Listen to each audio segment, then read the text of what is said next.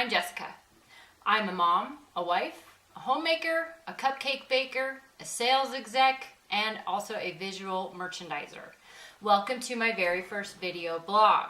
I have too many lanterns that should probably be allowed. And I always get people asking me I never know what to put in my lanterns.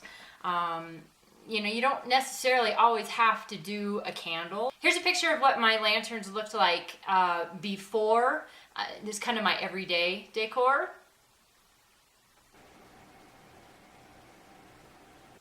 Okay, so here are my lanterns. I just went through, I have a basement full of crap, holiday crap, everyday crap, things that I use around the house crap, stuff that I use for the kids' birthday. So I kind of go down there and I raid through the things, and this is what I came up with. I had a couple of different fall themed garland that I cut in half into two.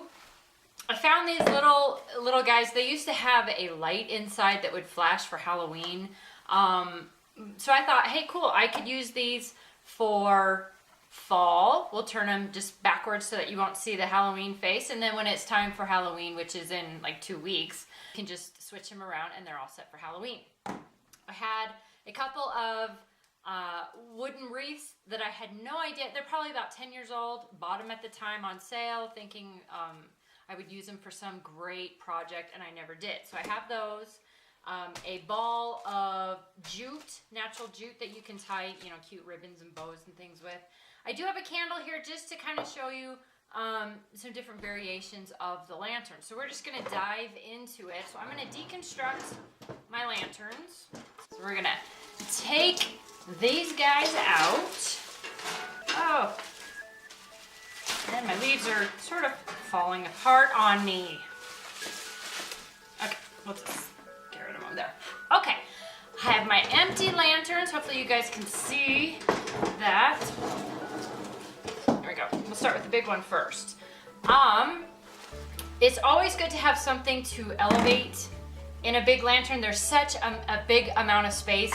These guys aren't going to be, if you turn down at the bottom, it's going to be lost. You're not going to, what's the point, right? So you need something that's going to elevate it, probably either half or a quarter of the way up, depending on your taste. We're going to go probably about halfway. So we will go ahead and elevate that guy, and we'll go from there. I hang on to empty jars and boxes and things just for my decorating purposes. So I'm actually going to use my shortening jar in there, and I'm going to actually, what I thought about doing is putting my pumpkin. We're going to go fall first. We're not going to go Halloween first. So we're going to, I don't know if you guys can see what I'm doing here, sort of. Is that better? Okay. So I'm actually going to place the pumpkin on top of the little wooden wreath. I love my local craft store, and I go and I buy loads and loads of its raffia. I love it because it gives the look of straw or hay, but it does not give the mess and the pickup that the straw and the hay leave you with. So that's what I'm using to disguise my little shortening jar here. So we're just going to get in here and shove it down so that you don't see any of that shortening can. To be perfect, when you shut the glass, it will do what it's supposed to be doing. Okay, so before I put the pumpkin on the wreath, we're gonna take our fun little fall garland, and just to make life a little easier, I'm gonna kind of get it going in a circle here. Okay. Lay that in top, and what I want it to do is I want it to kind of cascade down so that it gets a little interest, so you're seeing leaves and things and not just the hay. Like so. Next, you're going to take your little wooden wreath guy. If you have to kind of shove things around, move it around, do it. It's not going to hurt it. Okay, so we're going to take said pumpkin and lay it on there just like we have it. I have to turn it this way so you can see what I'm doing. There, I think that's a pretty cool and easy change up to our lanterns for the season coming up. I'm actually a few weeks behind on my season. I still have my spring wreath on my front door, so time to get that guy down. So just shove all this stuff up there. Like I said, it doesn't have to be perfect. Okay. Now if you're not happy, like I don't like that leaf right there, you can't really see what's going on with pumpkin, gently just shove things around again. Like that, that's what I like. Give it a quick look. Looks cool from the sides. The back I'm not gonna worry about because that goes up next to my wall. If you're not happy, just tweak it. This is what we do. You tweak and you tweak and you tweak until you get it exactly how you were thinking in your head that you wanted to see it.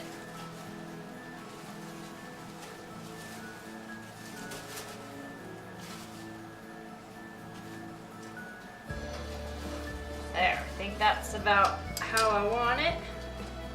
Give it a good latch here so that it doesn't flying out on me. It's okay that that stuff's hanging out. I actually kind of like it that way. So there is our lantern. Okay, so this is an important lesson to actually measure and make sure that the item that you want to go in the lantern actually fits in the lantern. So I'm glad I have my candle because we're gonna do a fall themed with pumpkin candle and we'll go with it. Again, you want to give it some height. Just want to make sure that that's actually the way I like it. It looks good. So we are going to do the same thing. Trusty raffia.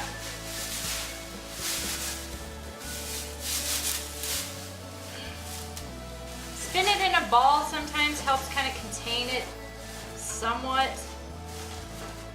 Put your candle holder right in the middle. Hopefully you can see what I'm doing here. See that? Okay, so I'm gonna get that. I'm gonna put my candle in on top so that voila. You could leave it the way it is. I mean, it kind of looks cool that way. I think what I might do is instead of using the whole garland, I might just take off some of the leaves, sprinkle them around so that I think that garland might be just a little too much inside there. You get it the way you want. Go shut your door. Give it a quick look. The candle is crooked, so make sure that your candle is straight. Okay, cool. I like that. That's not gonna work this time. We'll use that next time for Halloween. All right, can you see that? Yeah? So there are my finished lanterns. Now, if you wanted to tie in the garland that's inside the big guy with the little guy, you know, you can always, depending on how you want them to set on your table or your sideboard, that kind of thing, you can always go around. You can see what I'm doing. I kind of think it's cute that this jute is curling the way it is. So what I might do is actually turn this guy. I'm actually going to do a little bow on the top. It's not going to be much, but it'll help kind of add that little fall rustic feeling to it. Adjust your bow the way you want it. Okay, so now that I have the bow the way I want it, cut. There you got it.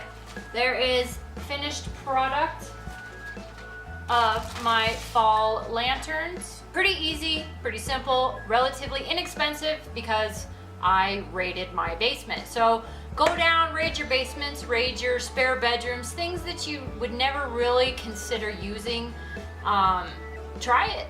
Lanterns are great. You don't have to just use them for candles. I change these guys out seasonally. So this will be my fall. I may just turn that guy around for Halloween, maybe put a black bow on the top, and we're good to go for Halloween.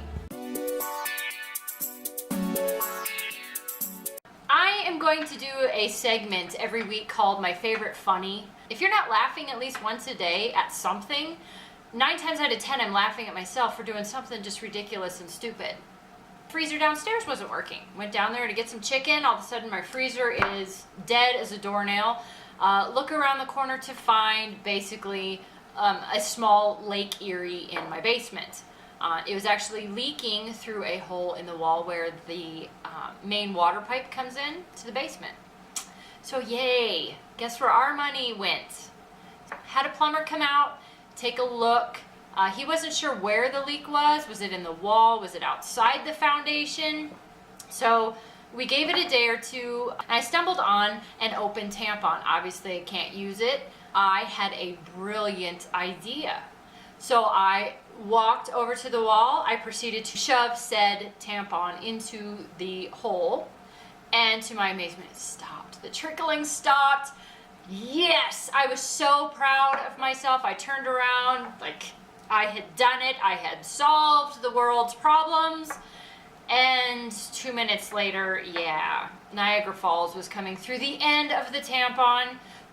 Just a note for future reference, a tampon will not seal a hole in your basement wall. The upside to it was the blank look on my husband's face when I proceeded to tell him about my fantastic idea. So my favorite funny this week was, yeah, tampons will not stop a leak in your basement wall. You need to call a plumber.